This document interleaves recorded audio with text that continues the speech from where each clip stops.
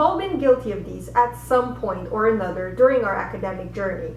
So let's not kid ourselves any longer and address these once and for all. Hi everyone, my name is Anna Mascara and I help students and young professionals like yourself achieve their academic and career goals without sacrificing their mental health. Today, we are looking at 10 terrible study habits that are doing you a huge disservice and even costing you your grades. Not on my watch, so let's do this. Number 1, not consolidating your notes as you go along. That 1 week before your final physics exam shouldn't be dedicated to you scrambling through your notes, trying to organize everything, and come to the realization that you are missing chapter 6 and 12. Revision should be revision. This mountain of stress can easily be avoided if you make it a priority to be organized and stay organized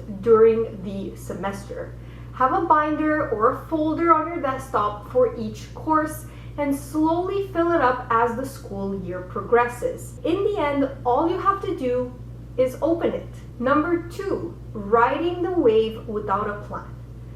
That philosophy of going with the flow might not be so great when it comes to college or university. If you don't know where you're going, you have no why. It's like going into a car and just driving without a destination. Having an end goal will help you have that destination, which in turn will make it easier for you to break that down into concrete steps that will help you get there. If you're not really a pro at setting goals, then I encourage you to check out the videos linked below to learn more about simple goal setting techniques that will tremendously help you out. Number 3, not keeping track of your progress. Did I study enough? Am I ready? Keeping a tracker or a to-do list gives you valuable feedback on everything that you've done and what is left to do. Don't keep it all in your mind.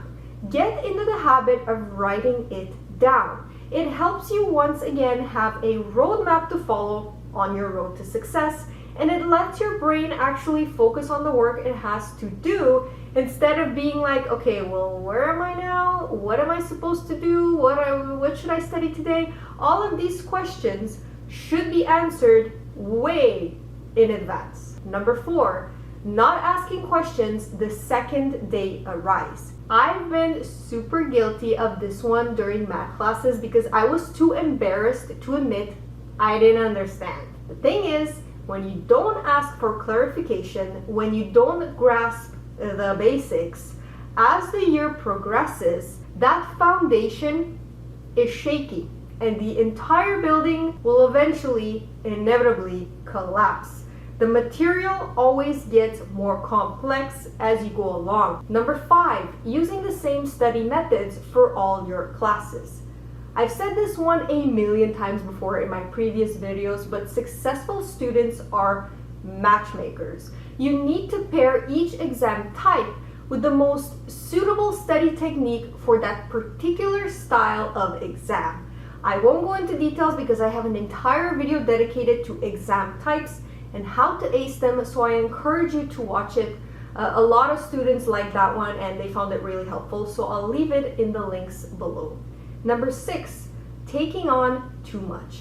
I only realized this as a grad student, but I was trying to do way too much on my own. The key is to ask around. What are your colleagues doing? How do they keep up with their ratings? How do they study? You don't know what you don't know. It's only in my last year of uni that I actually found out students were forming reading groups at the start of every semester, and they were dividing chapters amongst themselves. Where have you been, Anna? Evidently under a rock. Do you realize how amazing that is? Because having to read 4 chapters instead of 40, I mean, come on. Number 7, not using the resources available to you. This ties with the previous point, but ask around about the resources and the tools that are made available to you and take advantage of them. I want you to make it a goal to at least go talk to your teacher's office hours or whatever, at least once during the semester. At least go to the student lounge once and try to talk to some of your classmates. And again, at least one time, go to a review session with your TA. You would be surprised how much you will get out of it. Number 8, using only passive revision techniques. I always tell students to keep an 80-20 rule in mind when selecting their study methods. Make sure 80% of your study techniques are active study techniques, like mind mapping, practice tests, active recall. These are all examples of active studying. Rereading or recopying your notes and highlighting are more passive methods. Check out my active reading strategies video below if you want more examples of these and how to actually use them. I promise you won't regret it. It's one of my most watched videos. Number 9, not doing practice tests. The title speaks for itself. Practice tests are, in my opinion, the best form of active studying and the most valuable feedback you will ever get as a student ever. I don't know how to stress this enough. Just do it. Number 10, neglecting your mental and physical health. Oh, you know I wasn't going to leave this one out.